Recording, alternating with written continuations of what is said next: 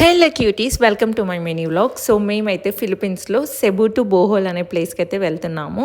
So అక్కడికి వెళ్ళడం మనం బోట్లోనే వెళ్ళగలము, ఎందుకంటే ఇది ఐలాండ్ కాబట్టి మనం వేరే ప్లేసెస్కి వెళ్ళాలంటే రోడ్ వే తక్కువ ఉంటుంది. సో బోట్లోనే వెళ్ళాము. సో మేము వెళ్ళింది 2 days ట్రిప్కి. అక్కడ వెళ్ళగానే ఆటో అంకుల్ని అయితే మాట్లాడుకున్నాము. 2 days మేము ఎక్కడికంటే అక్కడికి తిప్పాలని చెప్పేసి.